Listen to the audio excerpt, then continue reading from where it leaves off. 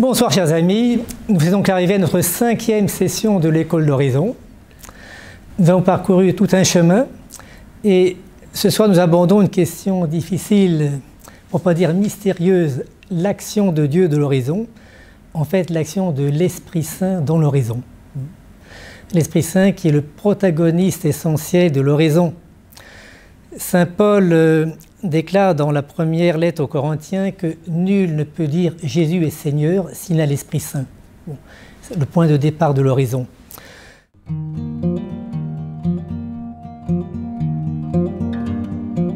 Dans le parcours de l'horizon, on distingue en fait deux phases bien distinctes, même si elles s'enchevêtrent un petit peu. Il y a la phase où l'Esprit Saint intervient par ce qu'on appelle le secours général, qui correspond à la vie chrétienne fervente. On trouve sa joie, son plaisir dans la prière, on prend même de longs temps de prière, on en rajoute, on n'est jamais satisfait, on goûte la lecture spirituelle, on assiste volontiers à des conférences qui touchent la foi, on participe à des retraites spirituelles, tout ceci est excellent. Et puis même, on trouve du plaisir à faire des pénitences, le jeûne par exemple, ou d'autres mortifications. Et tout cela est très bien. Mais c'est, disons que c'est la vie chrétienne selon l'Évangile, que tout le monde devrait pratiquer. Mais il arrive à un moment donné où, en quelque sorte, l'Esprit Saint nous prend par la peau du cou. L'Esprit Saint nous surélève. C'est ce qu'on appelle le secours particulier, où c'est vraiment non plus tellement notre manière de considérer la vie spirituelle, c'est plus nous qui gérons notre vie spirituelle, c'est vraiment l'Esprit Saint. C'est un retournement complet, et c'est aussi une grande grâce. Mais cette grâce est donnée dans un contexte, curieusement, plutôt qui nous fait douter. Est-ce qu'on est fait pour l'horizon? On est pour l'aridité, la sécheresse, on s'ennuie à l'horizon, on a des fourmis dans les jambes, comme on dit. Bon. Alors, qu'est-ce qui se passe dans ce moment de crise? C'est justement où l'Esprit Saint il intervient. L'Esprit Saint intervient, comme disait le Père Marie-Eugène, par le contraire. On imagine l'Esprit Saint, c'est la béatitude. Oui, ça l'est à certains moments, mais ça l'est aussi à travers cette période de désolation où nous devons comprendre que nous arrivons à une nouvelle étape de notre vie spirituelle. Alors, vous avez un schéma donc, qui décrit bien ces deux phases de la vie spirituelle, la vie d'horizon. Le secours général en premier, le secours particulier ensuite. Donc le secours particulier, c'est une introduction dans l'intimité de Dieu. Dieu, en quelque sorte, nous ouvre son cœur. Notre Père du ciel nous ouvre ses entrailles de miséricorde. Et je répète, c'est une très grande grâce, mais il faut savoir l'interpréter. Il ne faut pas louper ce moment capital où nous allons quitter en quelque sorte, pour reprendre sur Saint Paul, qui le dit très bien dans la première aux Corinthiens, il s'agit de quitter une manière d'enfant pour arriver à l'âge adulte dans la vie d'horizon, en admettant qu'on n'y arrive jamais d'ailleurs. C'est le moment où il faut apprendre à lâcher la méditation et commencer à entrer dans une étude, je dirais, d'attention amoureuse, mettons une attention pleine d'amour, pour prendre une terminologie de Saint Jean de la Croix. Un regard paisible, un regard calme et paisible sur le Seigneur, sur Dieu. Aujourd'hui, on vous apprend à rester calme et attentif, mais simplement au niveau naturel, et la méditation de pleine conscience. Bien, nous, en tant que chrétiens, on est calme et paisible, mais en présence de Dieu.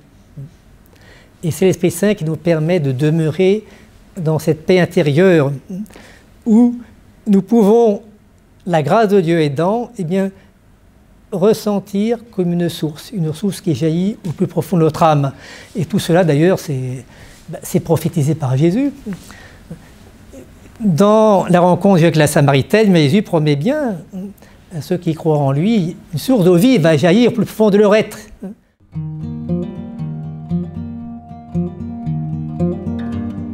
Comment reconnaître cette entrée dans ce que Saint Lacroix appelle la nue d'essence? Eh bien, Jean Lacroix, qui va faire à beaucoup d'hommes et de femmes comme vous, qui cherchaient des repères, des guides spirituels, il donne trois signes qui permettent de vérifier si vraiment le Seigneur nous introduit par sa grâce dans la contemplation, ou bien si nous sommes dans l'illusion. Bon. Alors le premier signe, qui est un signe d'ailleurs négatif, que Jean Lacroix expose dans la montée du Carmel, c'est que on est incapable de méditer, et d'ailleurs on n'y trouve plus de goût. La méditation ne nous apporte plus rien.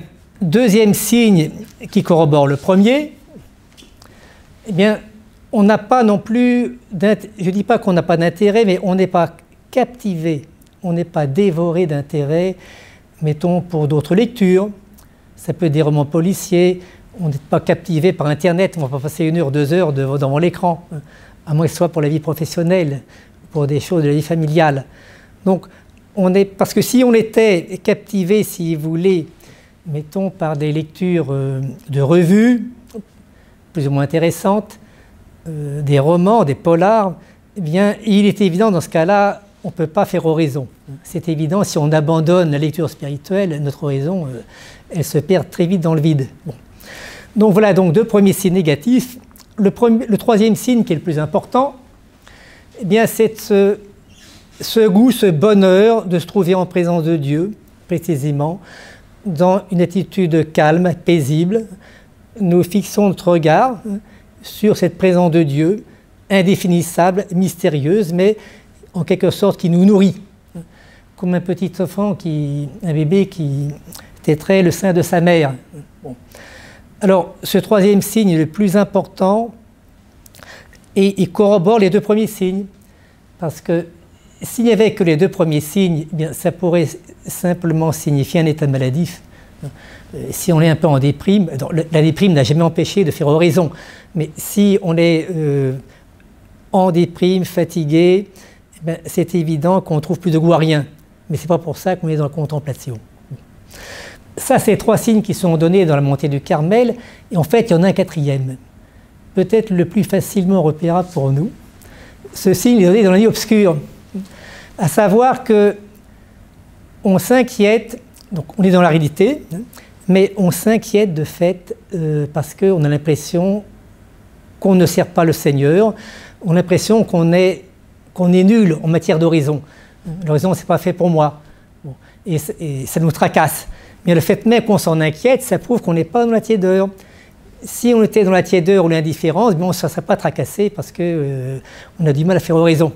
Donc ce signe qui corrobore les 3 premiers, est un signe ça sera souvent ce signe-là qui nous indiquera qu'on entre dans la vie contemplative, dans l'horizon contemplative. Ce 4e signe, en fait, c'est le signe qui, pour la plupart d'entre nous permettra de vérifier si vraiment on entre dans la phase contemplative. Ce que le père Marie-Eugène de l'Enfant Jésus, grand spirituel, très perspicace, ayant une grande expérience des âmes, qui a su décrire avec beaucoup de nuances justement le cheminement spirituel, à l'aide de Saint Lacroix, Sainte Thérèse d'Avila, le père Marie-Eugène appelle cette phase la sécheresse contemplative, où Dieu se donne à nous. Alors, il faut bien distinguer 2 choses, c'est le niveau des impressions et le niveau de la foi. Or, Dieu se donne à nous, il ne peut se donner à nous que dans la foi. Alors après, on a des vibrations au niveau de la sensibilité ou pas, mais dans tous les cas, il faut bien retenir que Dieu nous donne, il nous donne des grâces de contemplation à notre insu. Et c'est pour ça qu'il faut rester très fidèle à une oraison même d'aridité, de sécheresse, parce que Dieu infuse en nous, mais nous infuse son amour.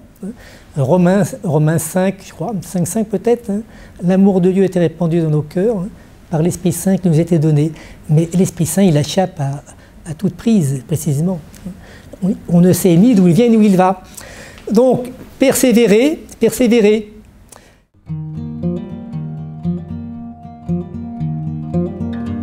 Sainte Thérèse d'Avila exprime ces réalités d'une autre manière.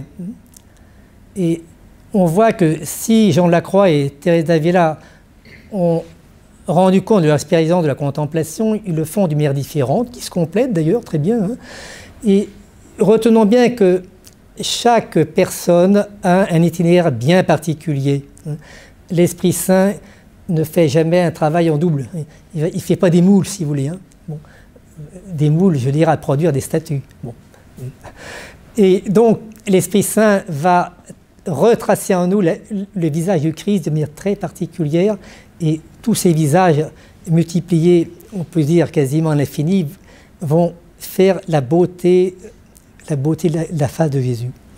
Alors, reprenons, si vous voulez, reprenons, surtout que l'heure avance. Sainte Thérèse, donc, donne des comparaisons pour rendre compte de cette expérience contemplative qui commence, selon sa terminologie, par l'horizon dit de quiétude. Horizon de quiétude où l'âme éprouve un bonheur à se trouver en présence de Dieu. Elle a en quelque sorte la volonté captivée, au sens propre du terme, fixée en Dieu.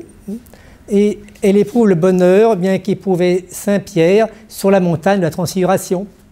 Saint Pierre qui voudrait bien retenir ce moment de joie, de plénitude, mais impossible. Hein. Seigneur, il nous est bon d'être ici. Bon. Alors, donc, tout ça pour dire que ces grâces sont données selon la volonté de Dieu.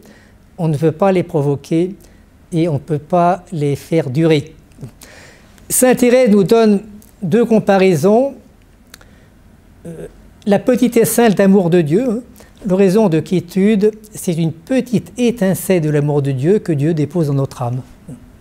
Donc on a un embrasement au niveau de la charité. Deuxième comparaison, finalement, qui correspond bien à la première, c'est l'eau.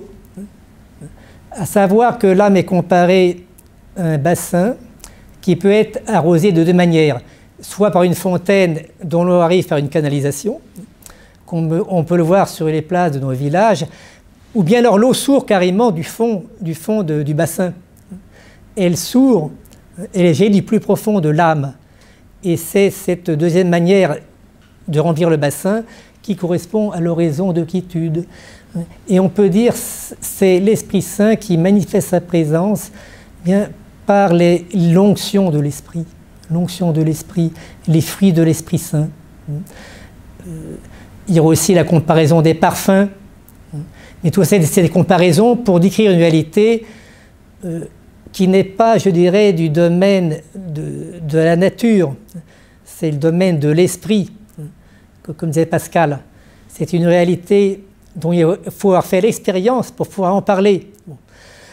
Et Sainte Thérèse d'Avila insiste bien sur l'expérience, ou alors il faut avoir le désir de faire cette expérience. Sainte Thérèse d'Avila, en fait, s'appuie dans son enseignement essentiellement sur la parole de Dieu, qui est le premier traité de l'oraison. Si vous voulez apprendre l'oraison, lisez la parole de Dieu, pratiquez l'Lectio Divina, il n'y a pas mieux. Alors Sainte Thérèse d'Avila, qui écoutait donc, qui chantait l'office au cœur, cite un verset du psaume 118, le verset 32, que nous récitons à l'office du milieu du jour, du vendredi, la première semaine. Alors, j'ai couru dans la voie de tes commandements parce que tu as dilaté mon cœur, tu as mis mon cœur au large. Donc, l'œuvre de l'Esprit Saint en nous dilate notre cœur aux dimensions de la charité divine. On se sent des ailes pour pratiquer la charité. On a envie d'aimer des gens qu'habituellement on n'aime pas. Et c'est extraordinaire. Et c'est ça le fruit de la contemplation. On a envie de pardonner, même si c'est difficile, de pardonner à tel ou un tel. Et c'est normal parce que si vous entrez dans la contemplation, vous êtes introduit dans le cœur de Dieu. Et qui est introduit dans le cœur de Dieu, eh bien, épouse les sentiments du cœur de Christ. Encore une fois, pour citer un Saint Paul, juste avant cette magnifique hymne aux Philippiens, hein, ayez entre vous les sentiments du cœur du Christ. Et les sentiments du cœur du Christ, c'est la miséricorde, la compassion. Voilà donc un coin du voile qui est levé sur, je dirais, ce grand mystère de l'île contemplative, qui est vraiment l'œuvre de Dieu, qui nous déroutera toujours et qui nous fera cheminer par des chemins que souvent on n'aurait pas suivis. J'ai parlé du Tabor tout à l'heure, mais le Tabor, si vous voulez, c'est une étape avant le calvaire, avant Gethsémani. Et la contemplation, si elle nous fait épouser les sentiments du Christ, eh bien, nous fera souvent, pour ne pas dire normalement, passer du Tabor à Gethsémani, où là vraiment nous serons en communion avec l'agonie de Jésus, et nous serons en communion avec toute l'humanité, nous serons en communion avec tous nos frères et sœurs. Et voilà vraiment la grâce de la contemplation qu'il faut demander, ou au moins à laquelle il faut se disposer. Faut-il demander la grâce de la contemplation? Je dirais oui et non, c'est une grâce gratuite précisément, mais elle nous dispose excellemment à élargir notre cœur pour que Jésus vienne en nous. Jésus qui frappe à la porte de notre cœur, il veut établir sa demeure en nous, il veut partager sa scène en nous. Hein. Référence au livre de l'Apocalypse, à la fin du chapitre 3. Alors, bonne route, chers amis, sur ce chemin de la contemplation qui fera de vous non seulement des hommes, des femmes d'oraison, mais aussi des apôtres.